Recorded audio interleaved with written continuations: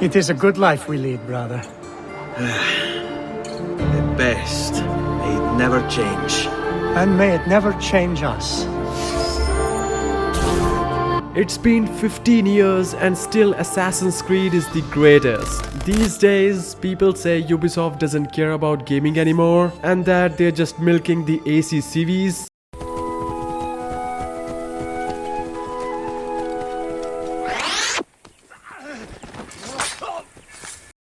My first AC game was AC3. When I first played it, I was so hyped about the idea of an assassin being the main protagonist and that he could climb anywhere. When I finally played it, it completely met my expectations. The experience was crazy. But then I thought I played the third one. Let me try the second. At first glance, the graphics and gameplay seemed downgraded and I thought there's no way the second one could deliver the same experience as the third. Man, I was so wrong. I didn't know I was about to have one of the best experiences of my life. It was 2009, a year when the gaming world was introduced to what would become an enduring masterpiece. Assassin's Creed 2, a game that redefined the open world genre and catapulted the series into legendary status. But what made this journey through Renaissance Italy so unforgettable? Let's dive into why AC2 is the best game in the series and one of the best games I've ever played.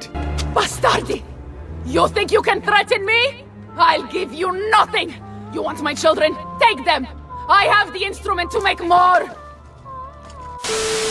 At the heart of Assassin's Creed 2 is Ezio Auditore da Firenze, a protagonist who stands tall not just in the series but in gaming history. Unlike his predecessor Altair, Ezio wasn't born into the assassin order. His journey began with personal tragedy, the wrongful execution of his father and brothers. This wasn't just a quest for revenge, it was a story of growth, resilience and redemption. Within just 5 minutes of gameplay, I already liked Ezio. He was charming and best of all, he was romantic. He really knew how to charm his girlfriend. I enjoyed the opening sequence and I liked the main character right away. But when this story took a dark turn and his father and brother were publicly executed, I was so angry and driven to get revenge on every single person responsible. By then, I was totally hooked on the story. The whole plot was about taking revenge on the higher-ups who were responsible for the family's death, and throughout the journey, Ezio grew and matured.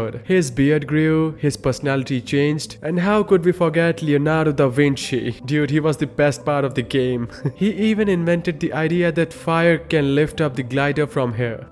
Ezio was more than just a hero. He was relatable. His wit, his charm, and his humanity made him a character players could truly connect with. Over the course of the game, we witnessed his transformation from a reckless young man to a legendary master assassin. The overall location and vibe of the game was another reason I was so hooked on it. I never felt like I was exploring a dead land. The setting of AC2 transported players to the heart of Renaissance Italy, a time of art, invention and political intrigue. Florence, Venice and Monterigny weren't just maps, they were living, breathing worlds. The cobblestone streets, the towering cathedrals, the bustling markets, every detail was crafted with care, immersing players in history. Each and every corner of the map felt alive, and the crowded cities were exactly what I needed. After this game, I really loved how Italy was showcased, and it became my favorite place in the world. And then there was the music. Jesper Kid's soundtrack wasn't just background noise, it was the heartbeat of the game. It captured the beauty, danger and emotion of Renaissance Italy, making every moment unforgettable. I remember doing missions for our mom, fighting our sister's toxic lover, and joining the Brotherhood for the first time. I felt like I was actually joining it, and it was so fresh. The deeper I got into it, the crazier the world felt. But still, I haven't answered yet. Why is it the best game in the series? The answer is simple. It was fresh, everything from the protagonist to the assassination concept, and the world gameplay felt new. The story and overall Italy vibe were made with care, and it was fairly a long game for its time. It took 20 to 25 hours to finish, making it the 4th longest game in the series. Assassin's Creed 2 was so refined version of the original concept. Now Assassin's Creed 1 was the original and the first game, but it had many flaws. The gameplay was boring, the missions were repetitive, and the overall vibe was sometimes overwhelmingly depressing, with almost no cutscenes in the game. But in Assassin's Creed 2, the concept was perfected, and to this day, it's still a masterpiece. Yes, AC Black Flag is great, and yes, AC Brotherhood is crazy. But Black Flag is a great game overall. It just doesn't fit with the Brotherhood concept. I like Black Flag because I got to play as a pirate, and I like Brotherhood because it's the upgraded sequel to Assassin's Creed 2. So the actual foundation is Assassin's Creed 2, right? And that's what makes it the best game in the series. But let's see what I like and what's its flaws. Gameplay in Assassin's Creed 2 was nothing short of revolutionary. The parkour mechanics were refined from its predecessor, making exploration seamless, fluid, and exhilarating. Every rooftop felt like a path to discover, with movements becoming more intuitive and freeing. Ezio could scale buildings with improved animations, and his agility allowed for smoother navigation through the bustling streets of Renaissance Italy. The addition of iconic landmarks like the Florence Cathedral and Venice canals added versatility and variety, making every location feel alive and distant. Combat also received a significant upgrade, offering players access to a wide range of weapons from swords and daggers to maces and the iconic hidden blade. There was no shortage of tools for eliminating foes. The ability to wield two hidden blades at once allowed for cinematic double assassinations, adding an extra layer of thrill. Throwing knives, poison blades, and even a hidden pistol brought further variety to both stealth and open combat encounters, allowing players to mix up their strategies depending on the situation. Guards too were more challenging than before, with difficult archetypes like brutes and agile enemies requiring varied tactics. Brutes could block weaker weapons, while agile enemies would pursue Ezio across rooftops, adding dynamic elements to every encounter. However, no game is without its flaws. Despite these improvements, combat in AC2 could still feel repetitive. The counter-kill mechanic, though engaging, was often overpowered, making most encounters predictable and reducing the challenge. Players could easily exploit this feature, leading to a lack of variety in how fights played out. While the guards were diverse, their behavior sometimes felt inconsistent. Enemies often seemed to wait their turn to attack, which took away the intensity of larger battles. Additionally, pathfinding issues would occasionally cause the AI to get stuck to behave unrealistically during chases, breaking immersion. The game's economic system, while an interesting addition, lacked balance through the Montagne Villa system.